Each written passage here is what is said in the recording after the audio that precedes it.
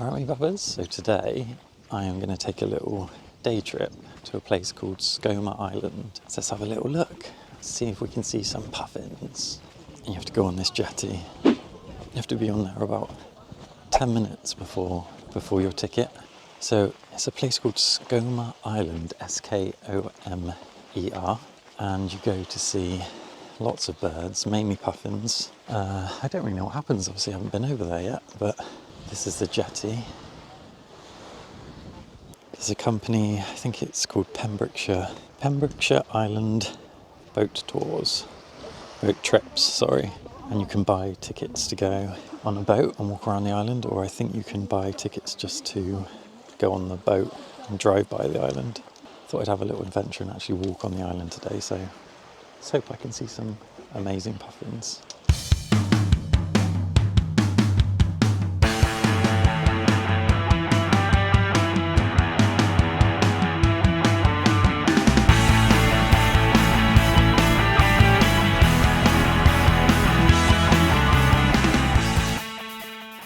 So as you get off the boat trip, you have to climb about 80 something steps, I think. But on the plus side, you walk past all the puffins, so you'll be able to see them all going up these workout stairs. Oh yeah, so they've all surface.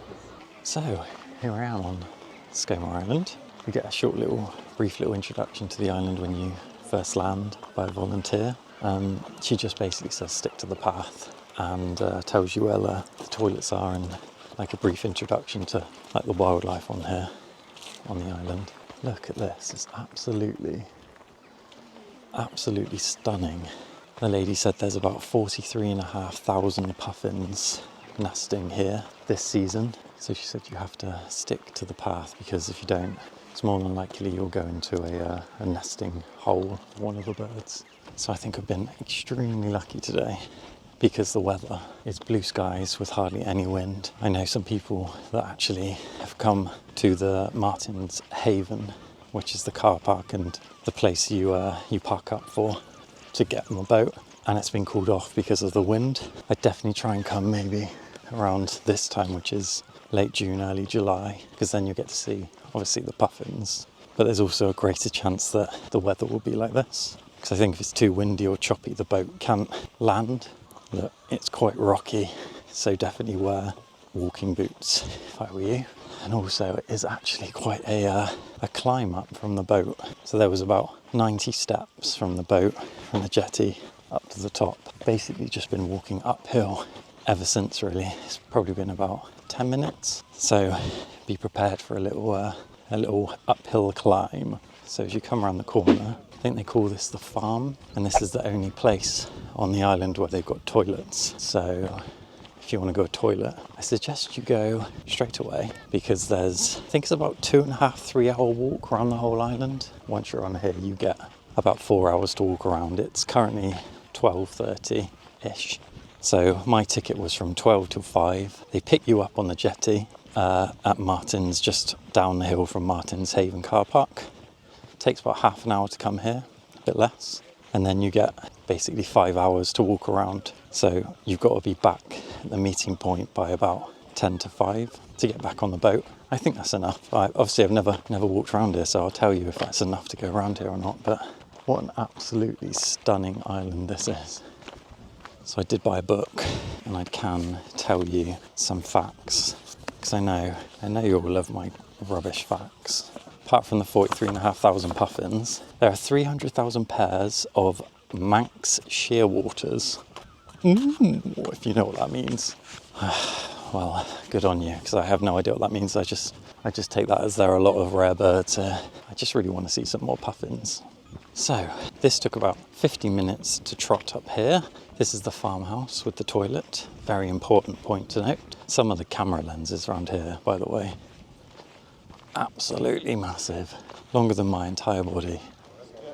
So this is inside the farmhouse, and I think there's a little farm shop somewhere over there just to get some water.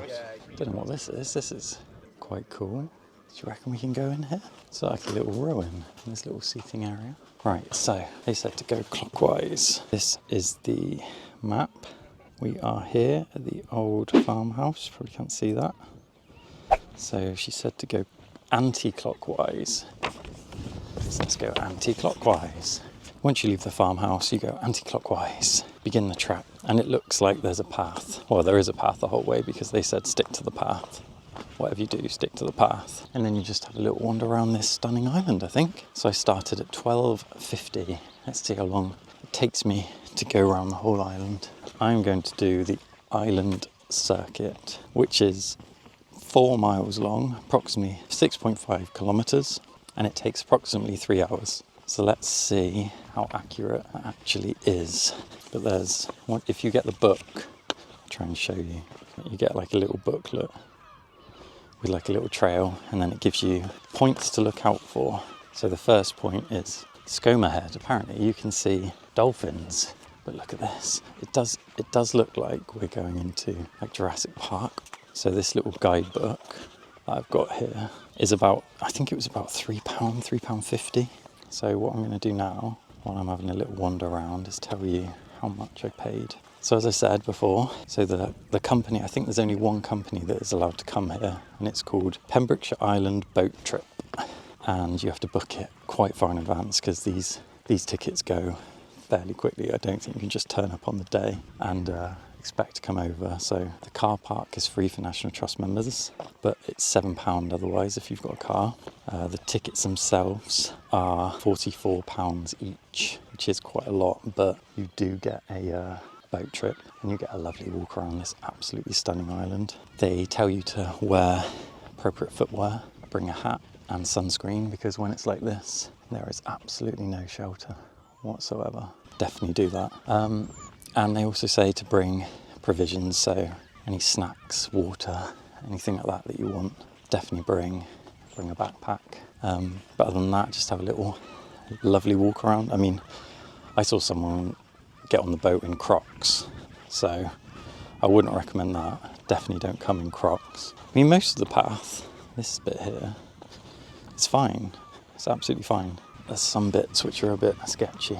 So that's another thing they also said in the talk right at the beginning. Don't bring any like food and rubbish and leave it here, because there's no rats apparently on the island, or no like little ground enemies of all the birds. And there's actually a sign as you're waiting for the boat saying don't leave your bag unattended or undone, because they don't want any little nasties coming on the island and killing all the birds.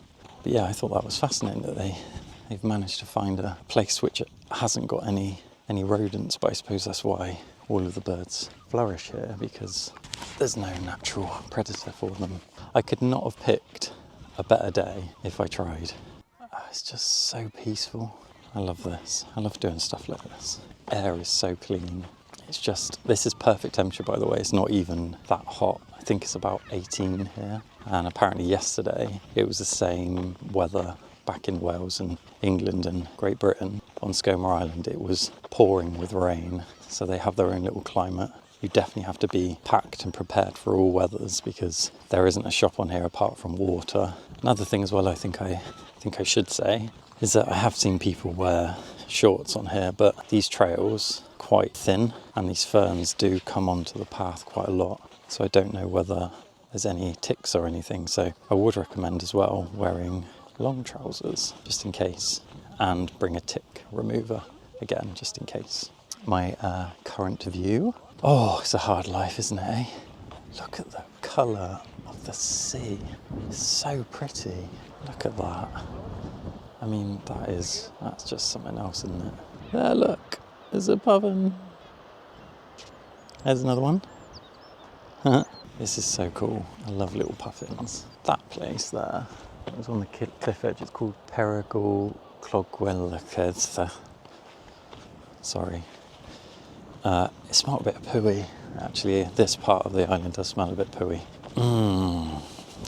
Puffin poo. This is called Bull Hole. Let's have a look down the Bull Hole. See if I can zoom in on that. So there's tons and tons of birds there, all nesting on the edge. So I've been walking for about an hour now, and it's not that hard, to be honest. There are a couple of like up and downy bits. It's not as hard as I think you expect. The hardest part so far has been going from the the boat up to the actual farmhouse. That was quite steep. The rest of it is fairly flat. So, and you get to see absolutely amazing things like this. Don't even know what that is, but look at that. Rock formation. I never thought I'd be getting excited about a rock formation. There's a lot of like, I don't know why, but on the floor there's loads of bird carcasses. I assume that's just them dying, not from like predators or anything, because as I said earlier, there aren't any like rodents apparently. There are rabbits somewhere, so they do tell you to keep on the path, and this is the reason why. Literally everywhere there's little burrow holes of either rabbits or birds. As soon as you step off the path, you're going to destroy a home of something, so you have to keep to the paths. So my best piece of advice, oh look at my hair, what's the wind, I didn't style it like that. My best piece of advice for you, if you want a nice picture, is follow someone with a massive camera lens who looks professional, and when they stop and take a picture, just loiter behind them and then take the same picture. Just don't tell them, shh. Over here, I imagine that is the Wick with all the puffins, because it looks like we're going to be walking straight past a sheer rock face, where I imagine all of the birds are going to be. The chap on the boat said that puffins live for about 30 years and they meet each other when they are about 5, and then they forever stay together and they have one baby puffin every year, which I thought that was really cute. Oh, there's loads of little puffins. Oh, that's cute. Cute little puffin. There's loads of them. Look at them all. That is sweet as anything. They are so cute. Look at them all having a little meeting of the puffins.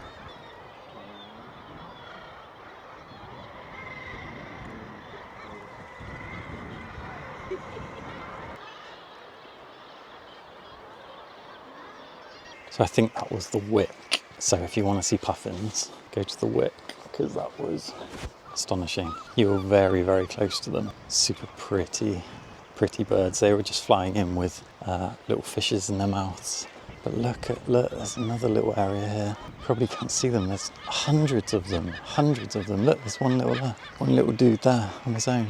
He's running. Absolutely tons of them. Super cute birds. I just sat and watched them for about 15 minutes, taking loads of pictures. So that's where they are. That's where they're hiding. Just continuing around Skomer now. Been walking for about an hour and a half maybe. I think I'm about halfway round, but I haven't really been doing it quickly. So if you want to try out a new hairstyle and you don't know what to do yet, just come here and the wind will give you absolutely tons of them.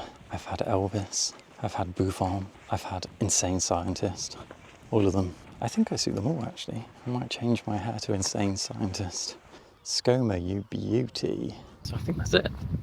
I think I've walked around Skomer Island, not quickly, had my lunch. It took me about 2 hours and I got to see loads of little puffins. I'm just walking back to the farmhouse now because my boat doesn't leave for another 2 hours. So I'm going to try and just go up to the farmhouse, have a little rest,